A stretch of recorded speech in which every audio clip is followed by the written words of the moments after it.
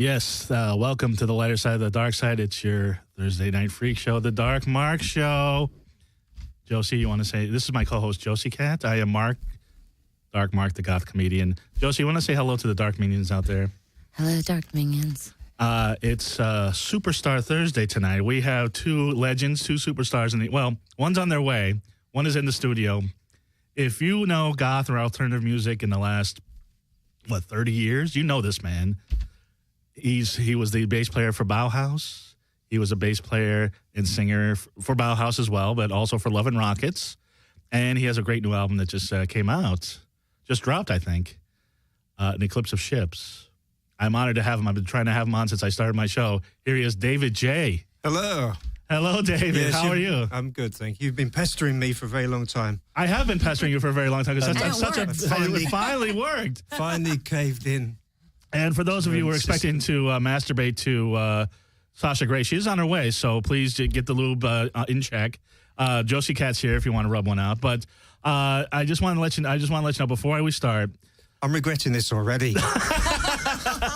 Before we start, it was your idea to get Sasha on the show. Before we look at Josie, look at that dress. Do you really regret it? I can't look. It's like looking into the sun. You can't. He refuses to look at me. Talk about an eclipse of ships. Hello. I wanted to let you know, this is just a couple brief announcements. I'm doing my one-man show. I laughed so hard I cried. If you're in L.A., 6476 on Friday the 13th, it's part of the Hollywood Fringe Festival. How fun. Yes, at the Complex Theaters, right next to the Dragonfly. And let me know when she arrives. She's here, but the door's locked. Can somebody get Sasha downstairs, please? I'm sorry, Jeremy, please. That's the owner of Skidrow Studios. He's never here. He hasn't been here since February. Tonight he's here. Of course. All these people are mysteriously here. Friday the 13th of June, the Complex Theaters. If you go to HollywoodFringe.org, you can get tickets. Here's the deal. Tickets are $12.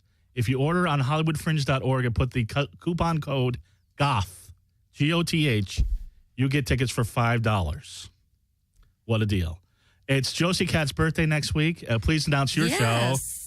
I'll be playing with Carrera, and we also have Rebel Hotel, hot rock band, and House of Broken Promises before they leave on the Europe tour. They're going to be playing in front of, 40,000 people at these crazy festivals, and they're going to hit the stage You're with saying us. that like that impresses David J., who's performed in every festival and every venue around the world. He went to Coachella. I know all the stuff he's done. It's not impressive for him. It's valid information. And we're going to have my friend Jessica's going to do some burlesque, and Jesse Camp has resurfaced from MTV.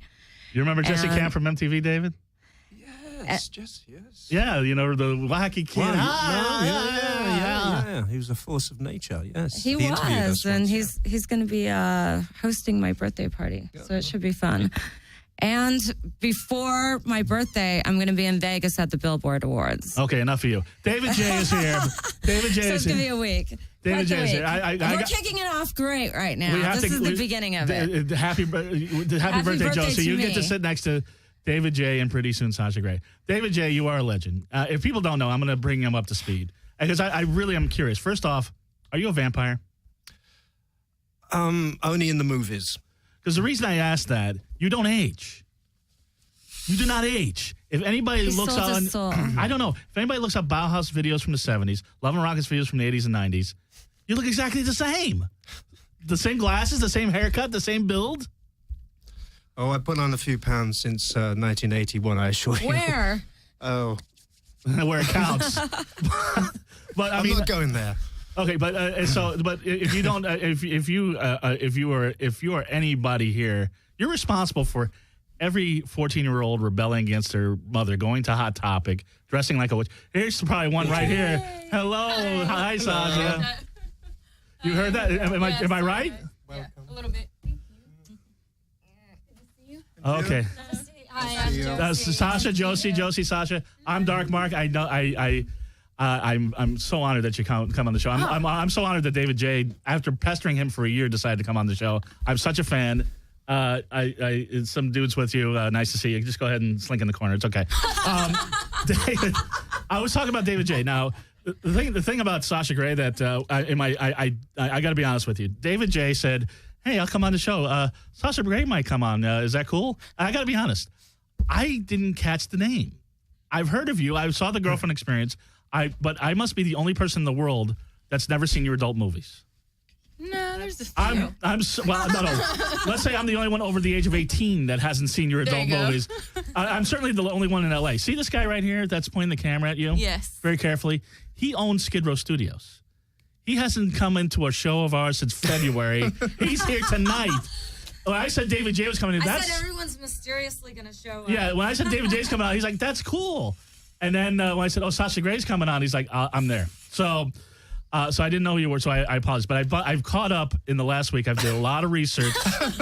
I'm sure you have. Very exhausting. Josie will tell you the exhausting research I do on my dehydrated. I do on my female. Included in your research? No, on his own. Night after night. Right. I don't know what's wrong with your mic, Josie. Who you are. Josie, your mic's very low. Oh. Okay, I think they fixed it. Anyway, we were talking about, and Sasha, I'm going to get to you because you're fascinating to me. You're fascinating to me, and I've never seen any of your horror movies. I have masturbated, but I have not seen any of your adult movies. So interesting. But David J is a legend, and I wanted to start off with him. But Bauhaus, the first goth. People say Bela Lugosi's Dead is the first goth song ever. Would you agree with that? Well, we didn't perceive it as such because it didn't exist, when we made that record. Well, that was my point. Because I mean, you guys. It was a little seed there, little bad seed. Because that was what 1979. Yeah. So everybody's writing Disco Inferno, like More Than the Feeling, and you're like, Bela Lugosi's Dead. That's what we're going to do. Yeah, we did take on board disco, though. If you listen closely, it's sort of like twisted disco. It is. Twisted disco. Some of my bass lines were very... He's right. I was listening to Stigmata Martyr. That's a funky bass line. Yeah, and Kick in the Eye. Kick in the Eye is very funky. Yeah, Fear. It was sort of... Because it was in the air, so it was all up for grabs, but we took that and made it sort of ironic. And so how do you invent a genre out of nothing? You don't think about it. I mean, we didn't intend to. And did you write Bela Lugosi's Dead? Because there seems to be some debate. I wrote the lyrics and the bass line, of course. I think Peter Murphy says he wrote the lyrics, doesn't he? No, he doesn't. He sang the lyrics with some aplomb, So, and I'm not discounting his contribution to that song. I mean, the song, if you want to talk about a band where all four people are really contributing to the song, that drum crack thing is amazing. And then you get the doom, doom and bass, and then the guitar just, they're like cracking around. And then his voice comes out. It's an amazing song. Thank you, yeah. And, I mean, the lyrics are good, too. It has a lot of it's amazing. Has a lot of dub in it. We were influenced by dub. Very reggae. Yeah, there is a now that and saying now I got to listen to it again. There is a reggae feel, and you did a cover of your own song with Jill Tracy, who I love, who I met at the Eccentric Festival in North Carolina. Jill's great, yes. And so that was, and she initiated that with her idea of doing this sort of classical kind of avant-garde take on it, as she does. Yeah, and played piano beautifully on that. It was great. So take me back to the goth scene in 77 or 79, 80. Like, I mean, it didn't really exist. I mean, it wasn't. Like, not that I was there. Wasn't named, So there was no Hot Topic. There was no Manic Panic. No, and it was very individualistic, and it was coming out of punk. It was post-punk, and all those bands were either in punk bands or they were very influenced by that, and that was the attitude. But it was sort of just everything was punk. Right. So you got punk groupies or hippies or there weren't really any punk groupies because it was a strange mindset in those days because it was hard to be romantic.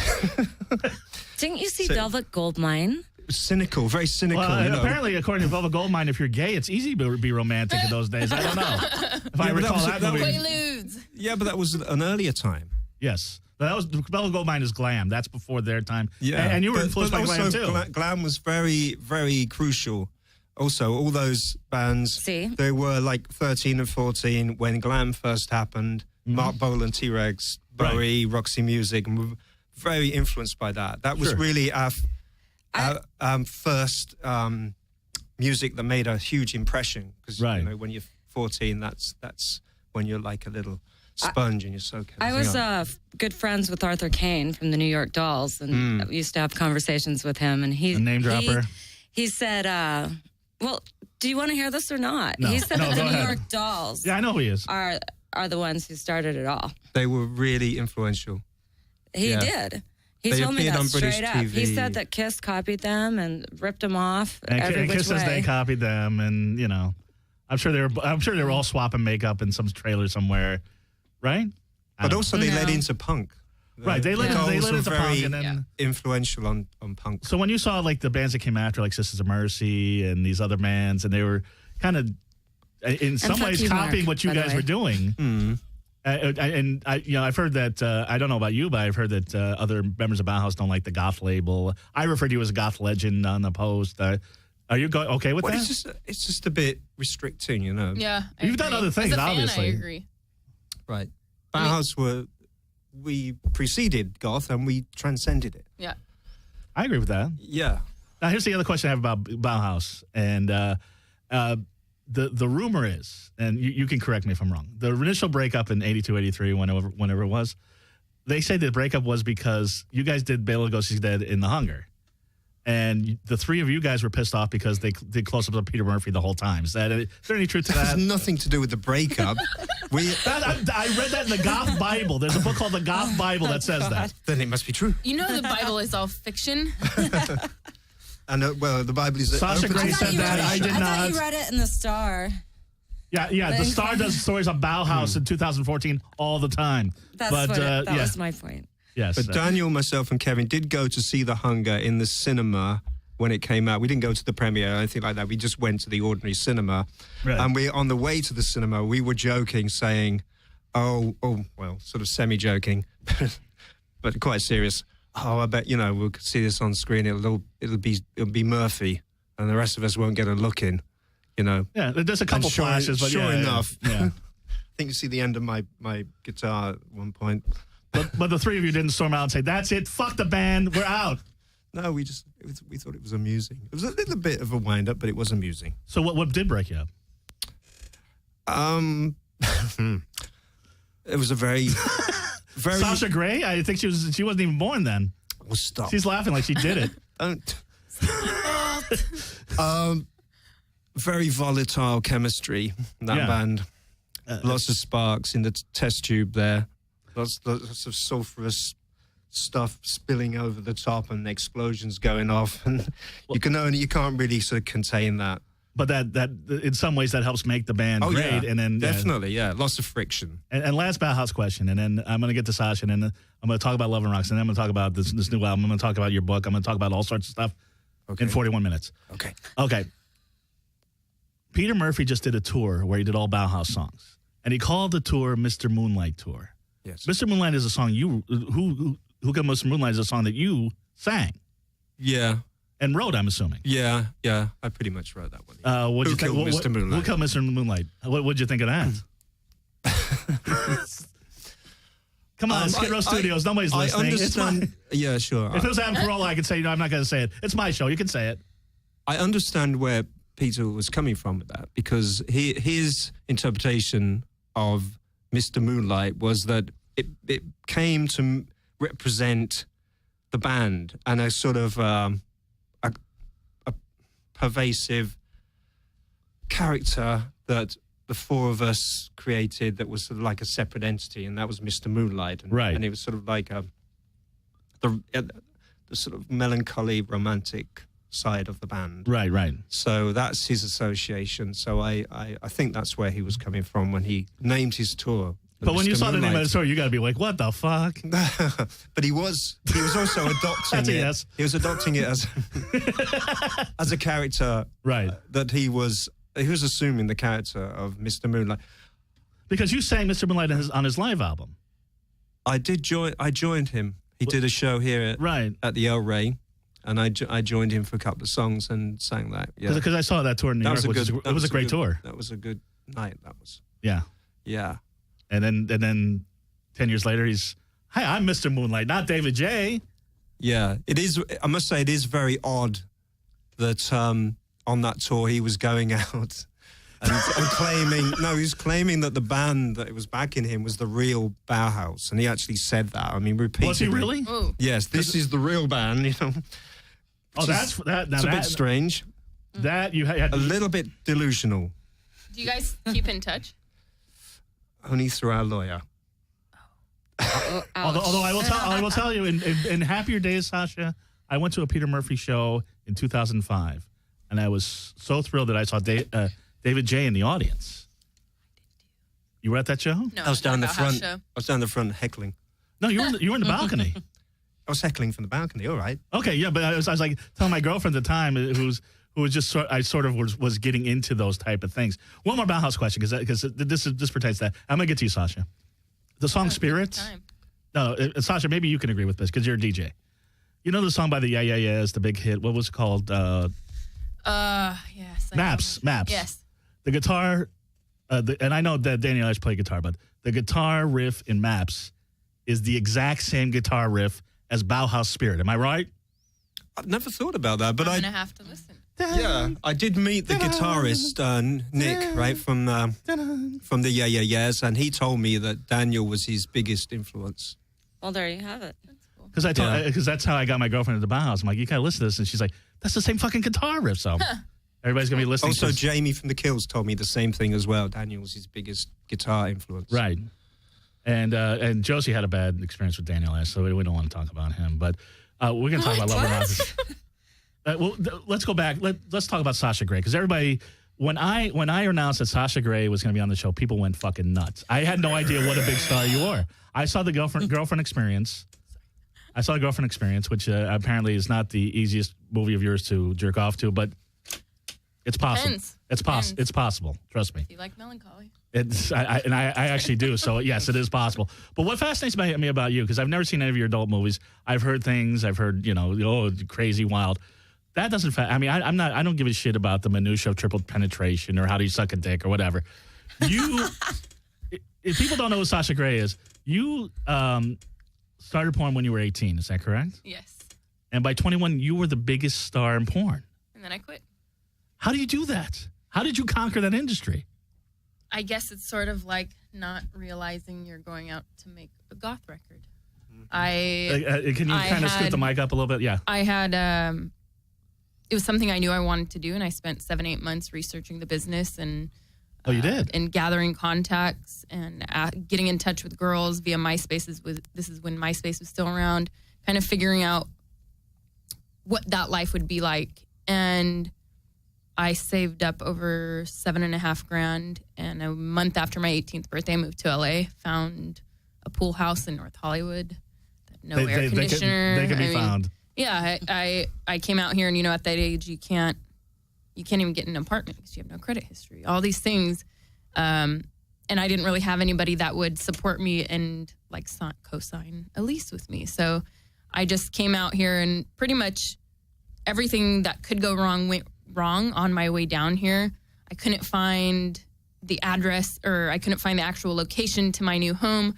My U-Haul broke down on the 5, with all the big rigs next to me. Everything that could go wrong. Where did you move from?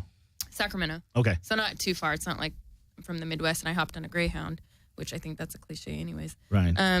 So no, I was very focused and very determined, and I knew I wanted to change the way women were perceived. Mm-hmm. I knew I wanted to challenge the way that a performer should perform. Right. And I knew I wanted to bring my own ideas on performance, but for me, porn was art. Yeah. And that's a debatable subject, and it will be forever. Right. But that's how I approached every day, and every day I gave myself a new challenge and a new goal, and I didn't party. So, I think those... Well, some people would say porno movies are parties, but... you tell me. That's the fantasy that keeps the industry thriving, I guess. So, I didn't want to get into this, but is it so the opposite on a porn set? It's normal. It's like a normal movie set, except there's sex and people. And Ron Jeremy's running around and... Oh no, not in my days. Oh, okay. You skipped No, you skipped that right over that. No, he's She got lucky. he's not performing anymore. He does like stand-in and comedy roles. Okay. Yeah, I don't know. Josie was in a movie with Ron Jeremy. I wasn't, but no, it wasn't that movie. She was in. Because here's the thing. But my first movie was with a legend, and that was pretty cool with Rocco Siffredi.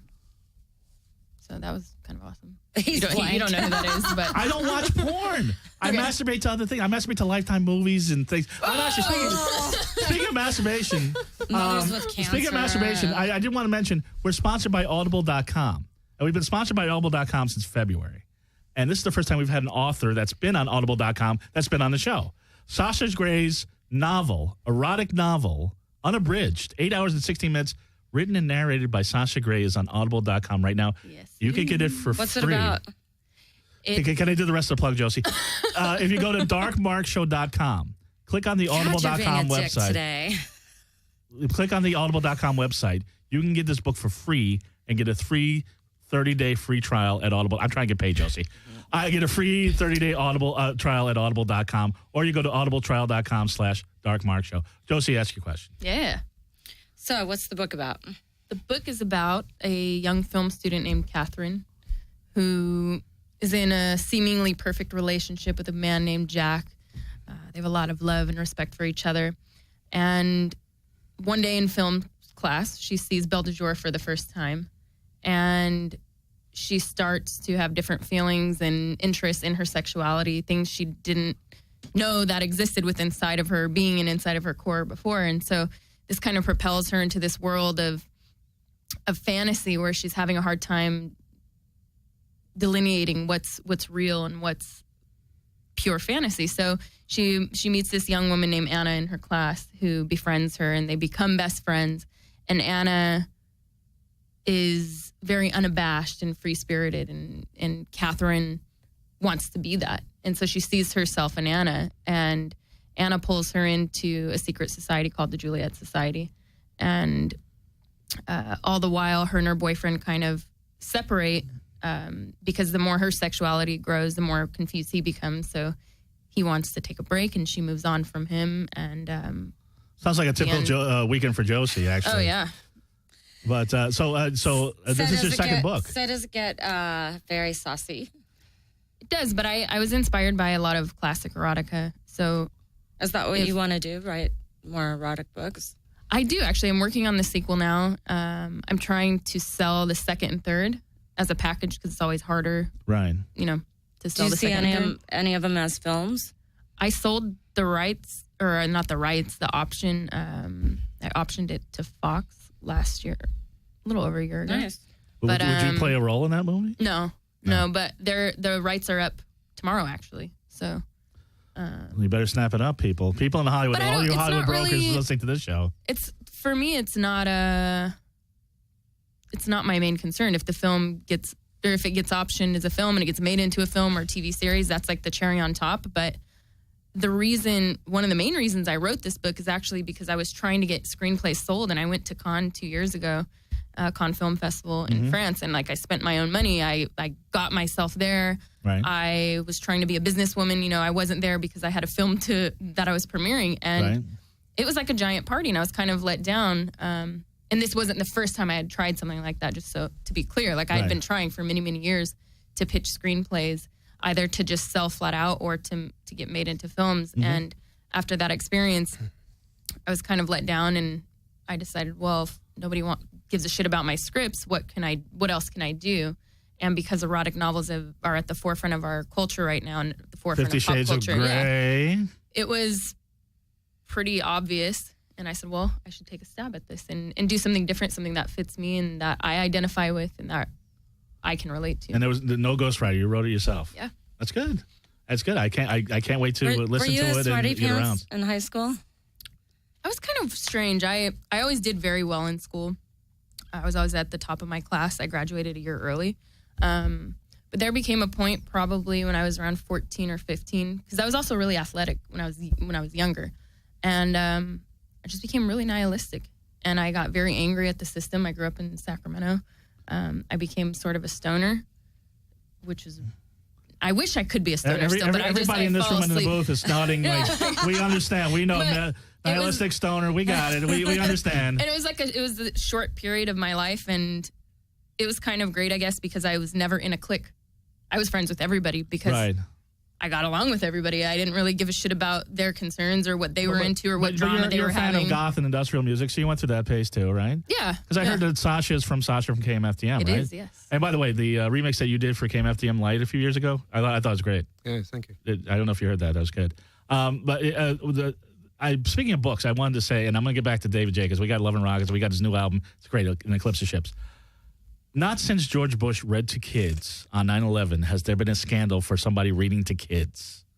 What happened, Sasha? I keep hearing about this. I don't know all the details. You know what? I think enough time has passed where I can actually tell the story of what really happened. It's a Dark Mark Show exclusive. I volunteered my time to read to children in an inner city school district in Compton. Right. And I love reading. I'm very passionate about reading. And you know, I slowly try and look at what charitable contributions I can be a part of. And so to me, this was an obvious one. And they invited me to their program. Yes. I spent the afternoon reading to these kids. Everything was great. I spoke to the principal. We talked about Pride and Prejudice. It was wonderful. I mean, did they know that you were? Yeah, they know exactly who I was. Okay. But it wasn't like, hey, children, here's a porn star. No. But I was saying, but did they know I mean, is it like just anybody can do this, or you were doing that? I mean, they knew who you were.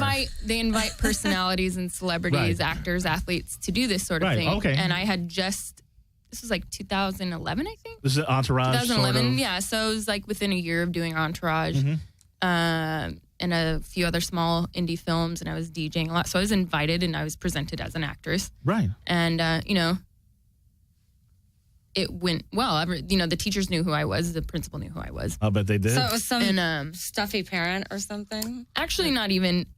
I have somebody that has been harassing me for several years now, and this individual doesn't even live in California. It's not David J., is it? He lives in California. Oh, okay. I'm sorry. Go ahead. Anyways, this person... It's Peter Murphy, we know.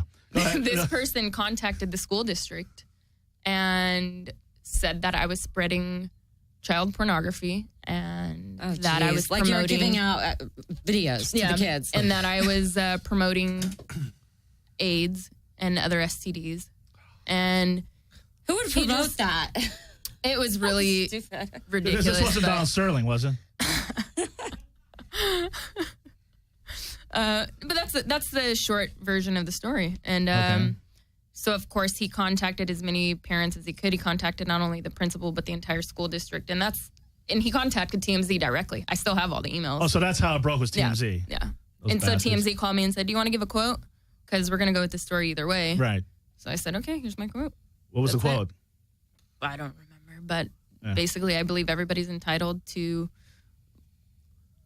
have the opportunity Reading is fundamental. Reading is fundamental, exactly. But it was a really strange event, and I had, I don't know how many, over a couple hundred requests to do interviews and television, and that's not why I did that. It wasn't like I was trying to get some crazy press out of this because I thought it was cool and scandalous. It wasn't even my idea at all. So I did one interview, and that was it, because that wasn't my intention. So all you haters, take it from me and Barkmark and fuck off.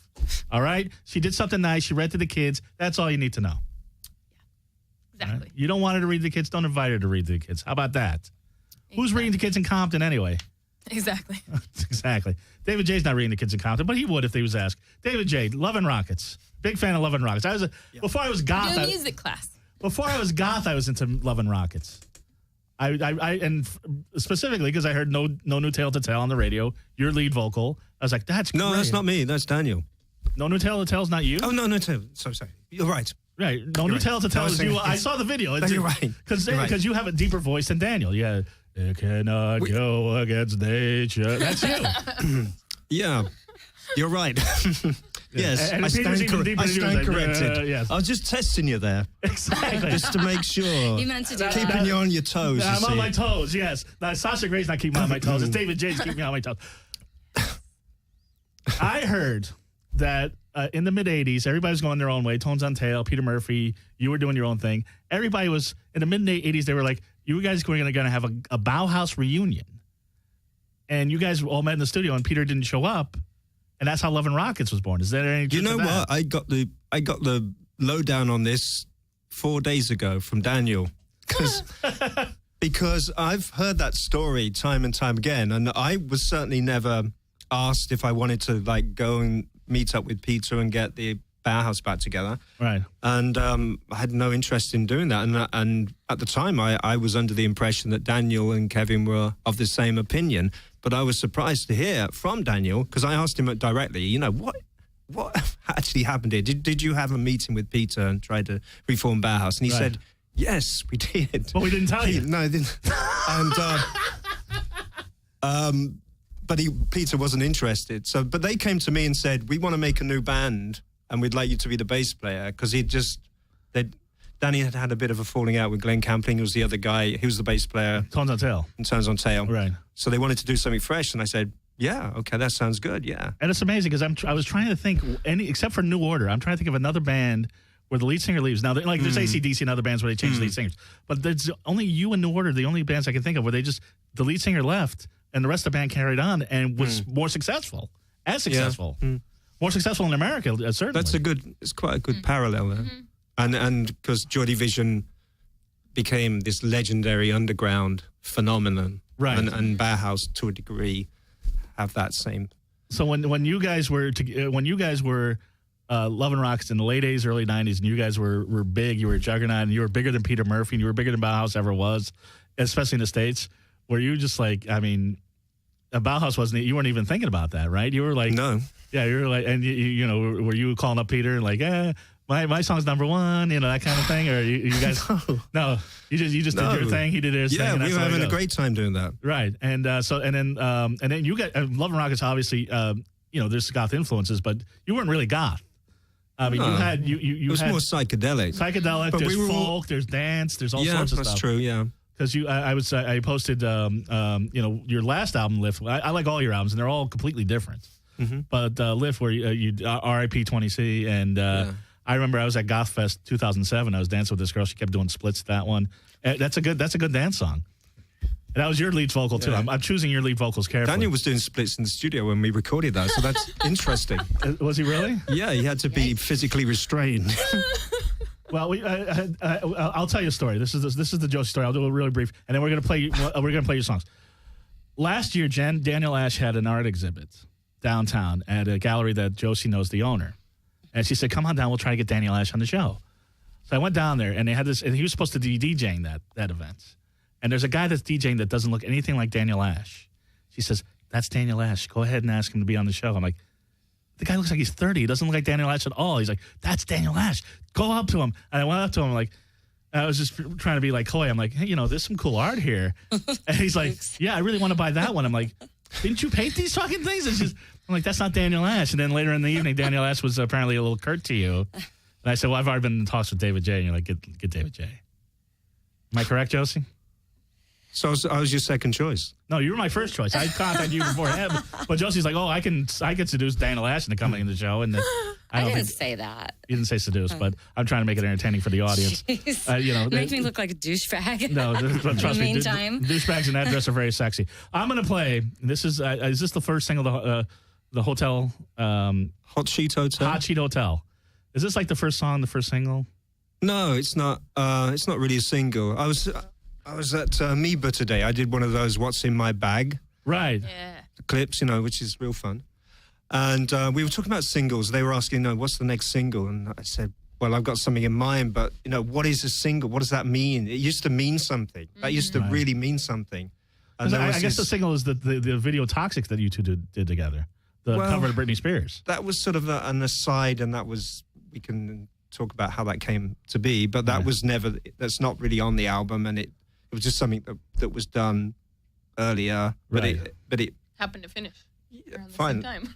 Finally, yes. Yeah. It took a long time. But and then I thought, well, that could work as this sort of like extra track. Anyway, singles, yeah. What is a single? I mean, this could be, but a featured track. Eclipse of Ships is a lot of songs about a lot of different women. Mm-hmm. And it's a really good listen. And you got to listen to it a few times. There's some really good songs on there. One of them is inspired by an adult film star on your website, it says. Mm-hmm. Is this the adult film star that inspired that song? No. And here's my confusion. These are all moments that you've had with other women, but you're married. That is right. There's life before marriage. Is this all before, during, after marriage? I'm trying to Certainly figure during, you know. out. Okay, so Hot Sheet Hotel, who inspired this song? Oh, that one, it's nobody in particular. And that's quite an old song, one that I've been tweaking every now and again. Right. That was like 2000. That's the only old song on the record. And I just had it on the shelf and I thought, that fits, you know. Fits the theme. Well, let's hear a little bit of Hot Sheet Hotel. Let's see what's going on. Let's check in. Let's check in For an hour. Or 3 minutes. Sasha, can I have this dance? Oh, no.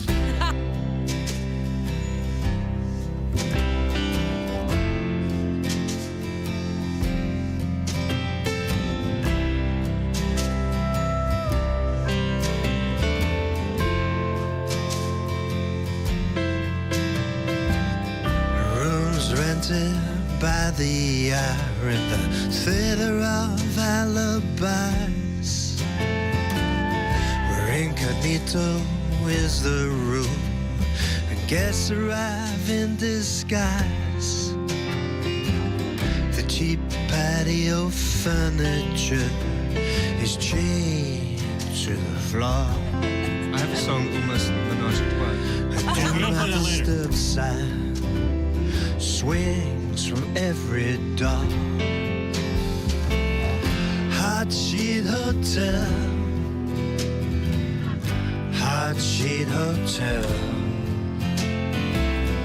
Hot Sheet Hotel, Hot Sheet Hotel.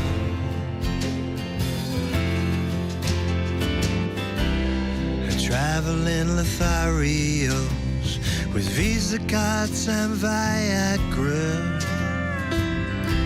libidinous scenarios, and the barrels shoot Niagara. Squeaky springs and shower curtain rings, broken and a disarray. Sticky paws and herpes sores, souvenirs of your stay.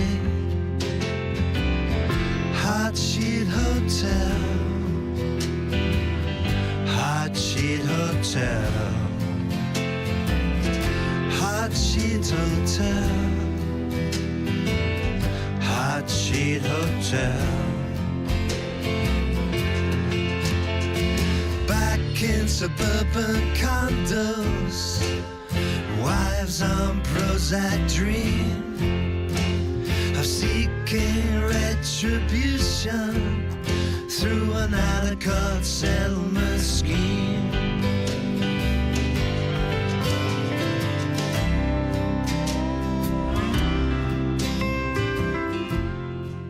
That's most of Hot Sheet Hotel. You checked out early. I checked out early, but you guys checked out the early. album. I love the album. But I did want to talk about, first off, Sasha, I'm sure you've heard this before, and don't take this the wrong way, and you're a wonderful dancer. No, I'm not. You're a Don't DJ. lie to How me. could you not be a good dancer? Bullshit. Okay. You don't look like a porn star. You don't look like those blonde hair, orange skin, Franken porn stars. You look like a fairy tale princess, quite honestly. Well, thanks. I guess. First off, you're pretty pale, which I like. But I also think that maybe when I first started, the image of women in the industry really started to change. Mm-hmm. And maybe it started even a few years before that, but because of the internet, pretty much anything and anybody's fantasy is there and it readily available. Right. Do you think Suicide Girls influenced that? Oh, definitely. Yeah.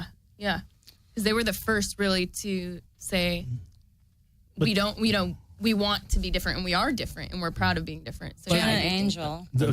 Joanna Angel for sure. Yeah. But do you have tattoos? I'm sure everybody in the No. audience knows besides myself, but do you? Nope. Okay. And why not? I mean, I don't either, but why mess with a good thing? I don't know. Yeah? I just never really wanted. I guess I flirted with the idea at like 16, 17, and When you were a nihilist, it's probably Yeah, a good, exactly, yeah. probably a good thing you didn't. Well, she was listening to Bauhaus and being a nihilist. I never quit being a nihilist. Yes. And so, yeah, I'm glad I didn't. I'm glad my parents didn't let me do that. Right. You and didn't have nihilist tattooed across your forehead. I did once for Halloween. Did you really? No. Okay. What was your best Halloween costume? Linda Blair from Reagan from The Exorcist. Right, with all Do the you like to makeup go and sexy or the scary? Scary. Hell yeah. My mother had this old white nightgown Right. that she kept around, even though she didn't wear it anymore. Similar enough. And then I like teased and lightened my hair with gold spray because it's the only spray I could find. But Right. it looked blonde. Right. It worked. And I just smeared my face with green face paint and gave myself cut marks. I mean, not real ones, Nice. fake ones. And I took a can of split pea soup and like threw it on myself. Oh, that's great. That was fun. Now- That was probably the best. Now, what's amazing, and this is what. Oh no, wait! I lied. I was Andy Warhol last year, and it was. Oh, and what I a know that's- segue! I know that's an easy one, but the reason it was fun is because my boyfriend was with me, and he was a Polaroid, Right. so it was pretty cool. That guy. Like, yeah, alone it Oh, wouldn't. okay. Alone it wouldn't be cool like Andy Warhol because I actually saw 2 other Andy Warhols, but together it was cool. Well, that sort of works with the multiples, you know. Yeah. Well, Oh yeah. You could have all stood side by well, side. that's quite a segue because I have gifts for both of you from our other sponsor, dammit.tees.com. And if you go to Nice. dammit.tees.com, you can get 10% off if you put the Dark Mark Show as a coupon code or mention that you heard us on the Dark Mark Show. You get 10% off any purchase. They got great shirts. Actually, David went to the website. Do they have great shirts or what? Yeah, Like punk, horror, they're pretty crazy impressive, shirts. yeah. And for both of you, because David J. did a play about Edie Sedgwick, and you dressed up as Andy Warhol. I love Edie. Thank you. Thank you, Dark Mark. And please tell me what was so bewitching of that? Might be a little think small on that's you, a girl. David. There's a That's small one. girls. That's a girl. I got you a girl shirt. I'm so sorry. Is Is that there? a girl They're as the well? same. I think they're both girls. No, No, that's a medium. they're- Okay. they're just like different. That's a girl. girls. Yeah, that's bigger. Okay. And all why right. we're giving T-shirts away? That's cool that it comes in. Yeah. Girl, you know? Oh, there you go. I like that. Nice. Now, why were you inspired to write a play about Edie Sedgwick? That's why. Well, originally that was just one song Right. called "Girl on Fire," and she's always intrigued me. Even like going way, way back when I first saw a picture of her and Andy Warhol and Chuck Wine. They were coming out of Manhole cover. Yes. and it was Andy. So beautiful with those remember long that one? legs. Yeah, and it was Andy Warhol was having an exhibition in London. It was 1968, I believe. So I was like 10. And I was captivated by these strange individuals. Right. And then, of course, later on, I got into the Velvet Underground Right, and the right. whole factory scene and all of that. So she did hold some fascination for me. And as I say, I came up with a song that was sparked off by reading a screenplay that was never a film that was never made, Right. and called "Girl on Fire." And I read that and immediately wrote this lyric. And then my friend, I was actually staying with Shepard Fairey. Right. I was living with him at the time, and he had this screenplay. I said, "What is this?" And he said, "Oh, it's this guy David Wiseman gave me it, who was the co-writer." He said, "You should call him up, talk to him. He'll talk your ear off, but he's really fascinating." Right. And he made Chow Manhattan with Edie.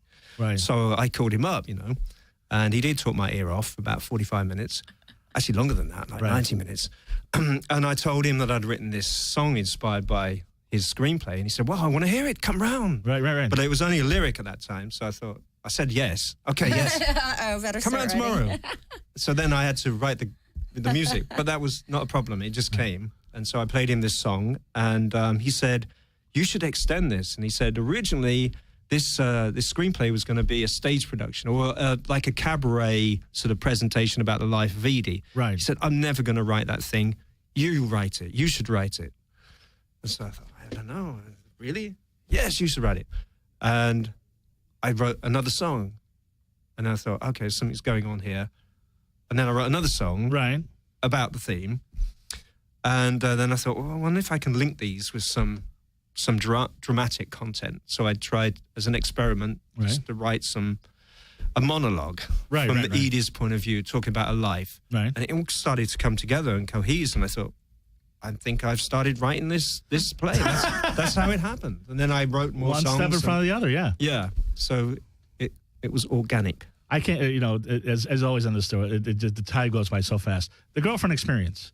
Now, Steven Soderbergh says, I've read in interviews, that he read an article about you in the LA Times or something, and that's how he... LA Magazine. LA Magazine, then he wrote the movie with you in mind. Is that, or... No. He and the two guys that wrote the film with him, or more like the outline with him and the story with him, specifically Brian Koppelman, they'd been working on the idea loosely for a few years, and they had actually interviewed other women to be in the film, but they hadn't found the right person yet.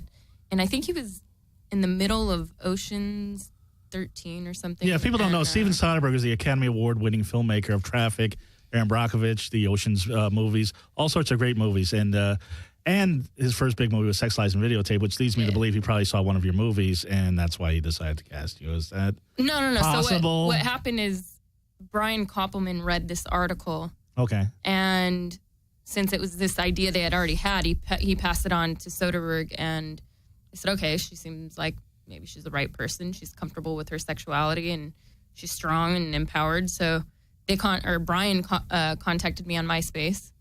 And you got this movie through MySpace? Yep. Wow. MySpace has got to come back. Facebook kind of sucks compared to that. So that's how it happened. He contacted me and then set up a meeting. I didn't believe it, so I said, have him leave a voicemail for me on my phone. Yeah. And I came home one day, and it was a real voicemail, not a cell phone. And right. It was Steven Soderbergh. So we set up a meeting, but we didn't film for another 2.5 years. So. Wow. Did they have you audition, or he just met you? Were you under contract for that long? I was never with them. Yeah, for the movie? No. We didn't sign any contracts. No, not at that point. But basically, he told me at that point, because I was only 18 or just barely 19, I don't remember, but I think it was still 18. He said he wanted me to be a little bit older. So you were just starting out, right? Mm-hmm. This is the adult industry. This is like how many months after your U-Haul dies on the interstate? Like 6 months. Wow. 7 months. Wow. So things turned around pretty quick. Oh, yeah. I mean, everything just kind of went in a forward motion for me from the minute I started. It was really strange. And how do you meet David J? That's what I want to know. I think how that did was you through guys MySpace meet? as well. What's that? Wasn't it through MySpace? Or through... Well, not... that was a coincidence, because you sent me a MySpace friend request. Yeah. But I met you with Oren. At the same week that I decided that I wanted to contact you to talk to you about playing a part in a film that I was writing a screenplay. Right. I'd just written a screenplay. Right. And she's like, David J. Steven Soderbergh. David J. Steven Soderbergh. Well, we had, at the time, I was working with Dave Navarro's management company. Okay, and you've worked with Dave Navarro, David J. And I think that's how the introduction happened. But I sat down with David and Jay and this producer, Oren, right? Orion Williams, yeah. How many years ago was this? 4. 4? Okay. Yeah. And we still want to make that movie. One thing I'm learning about writing screenplays is that it takes a hell of a long time to get these things off the ground. Right. You have to be really... It's beyond patient. You just don't have to think about it. You have to put it on the back burner of your mind and just sort of have the antennae up so that if really, it's like true. No, I you're agree. in this town and you like there's contacts and somebody might come into your orbit who could like vibe with this idea. The idea is, I can say what the idea is now. It's about Aleister Crowley.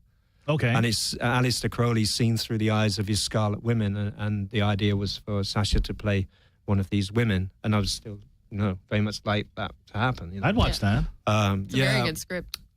So, it's called Beast. It's gone through some different titles, but it's Beast. and we're looking for the right director. We've had a few directors sort of come into play, but it hasn't. Steven Soderbergh, if you're watching the show, you might want to look into this. It's a good project. I think he's retired, isn't he?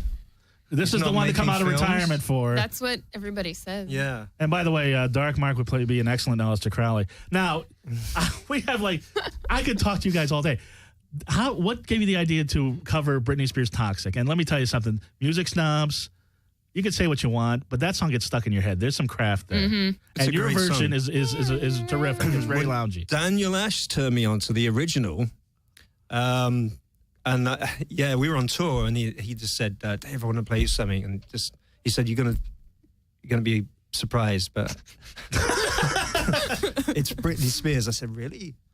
You saw the video, right, Josie? I did. I loved it. Did you film it in downtown LA? No, it was in Portland. Oh, in But anyway, Portland. Daniel played me Okay. the original, and I was knocked out by it. And I said, I love that. Play it again.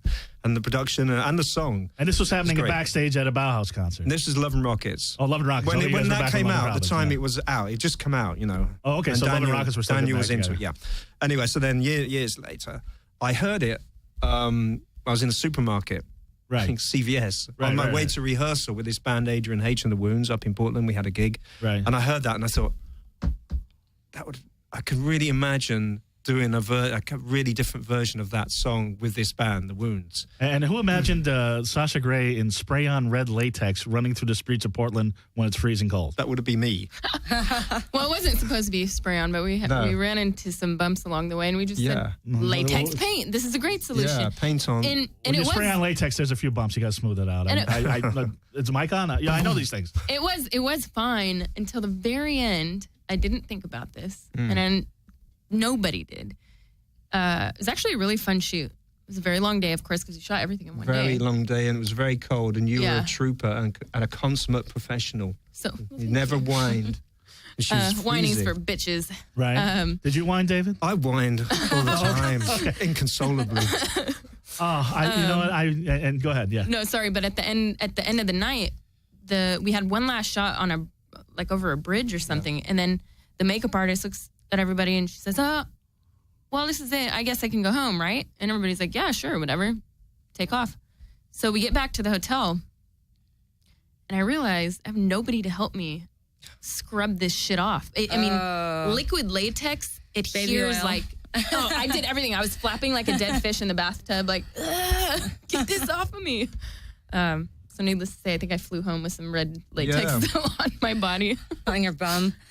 Sasha, if you ever need anybody to scrub red latex off of you, I was waiting for that. here's my card. I left that open-ended There you go. There's for my a card. reason. Yes.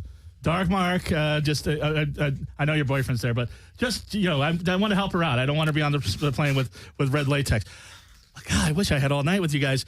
I'm so honored that both of you came by, and we're almost out of time. We don't even have time for the spank train. I was going to spank both of you, but Sasha, you have our tradition on the show is we all spank each other, and we can do that if you guys want. But before we do, you've got a movie coming out with Elijah Wood where he stalks you? Sure, you can say that. Frodo stalks you? It's a movie called Open Windows, directed by Nacho Vigalondo. He's a Spanish filmmaker. He shot in I figured. He could be Mexican. I mean, come on. Okay, so what does that open? It should be out at the end of summer or early fall. I'm not sure yet, but I'm going to Spain probably in June. I love Spain.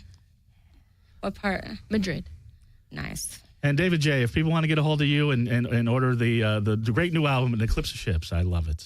Thank you. iTunes, DavidJ.com. They can go directly to, it's davidjonline.com. Are you starting tour soon? We just did a short one. Yeah, I We saw were that. at the Los Globos show. It was it was standing room only. You couldn't have got in, but it was a good show. It was a terrific show. Lynchian, you said. It was very Lynchian. It was so weird. It's the weirdest show. I got to tell you after the show because we're almost out of time. And Sasha Grey, David J., I'm so honored that you came on my show. I'm a big fan of both of you. Please, you're welcome to come in the studio anytime. Next week is Josie Cat's birthday show. Yeah. So everybody can wish Josie Cat happy birthday. Happy birthday to Jeff at damittees.com. He's got some ideas for Sasha Grey shirts if you're interested. He definitely wants to. Everybody does. I'll bet they do. Anyway, everybody, I can't believe I'm in the studio with Sasha Grey and David J. and Josie Cat. Thank you so much. Everybody have a wonderfully creepy week. Good night. Good night. Thank you, Doc Mark. Thanks.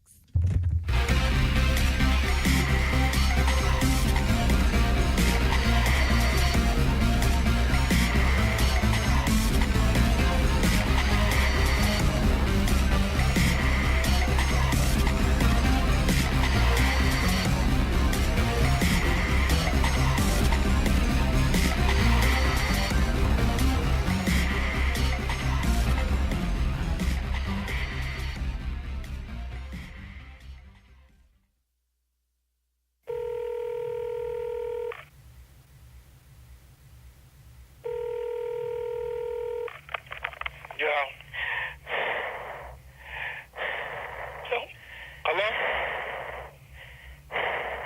Say it. Fuck up.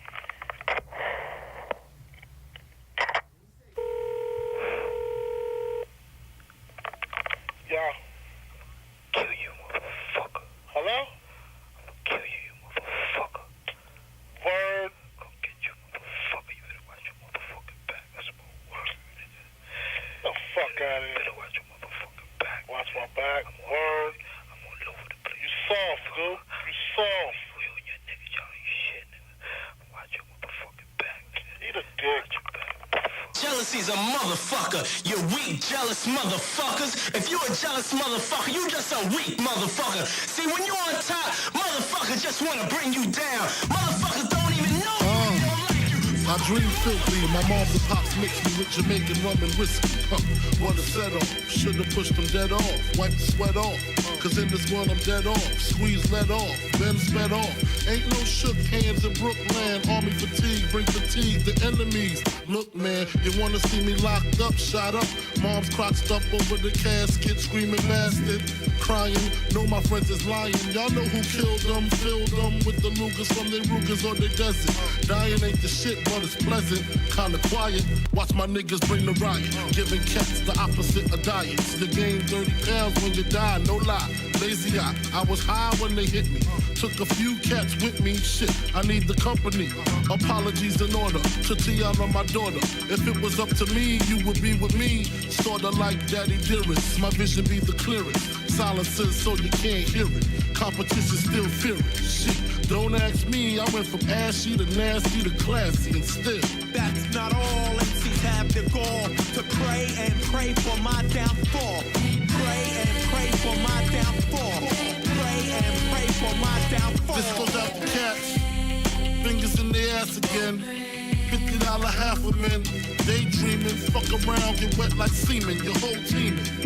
Be more gone to free me. I took the creaming, moved to new places, new faces, fuck the screw faces. Cause when I flip, I make the papers. Dangerous, we good fellas. Niggas can't bang with us, try to do me. My crew be unruly. Some old school cats that call gats toolies. Call blacks moolies. Think it's cool to smoke woolies and fuck without rubbers. Specialize in killing wives and grandmothers. Who you trusting? Shit. When friends start busting, friends start something. Killing you gently. God meant me to push a Bentley. Me and Sean Combs taking broads home. On the phone with the chip. These crystal chicks. About to make our own porno flicks. My life's the shit. That's not all. MCs have the gall to pray and pray for my downfall. Pray and pray for my downfall. Pray and pray for my downfall. That's not all. MCs have the gall to pray and pray for my downfall. Pray and pray for my downfall. Pray and pray for my downfall. We used to hold the gold, now we floss with diamonds. Niggas want my team to stop shining. Pray my fame start declining. Whining like girlies. We been around the world twice. All we got is more ice and more nice. Sacrifice your heart. Lexus with the automatic start. 50 shots to tear your club apart. Eating shrimp a la carte with some bitches from Brussels. Eating clams and mussels. Hella octopus. Pretty face, no waist. I just want the bush so I can mack it. Give her a package to push, cause I work them hoes, bend their hoes. I show you how to play them hoes. Can you just visualize it? Before I go to sleep, I check the beds in the closet so I can sleep safe. Not too many keep a meal in the briefcase. Infrareds help me sleep safe, but wait. That's not all.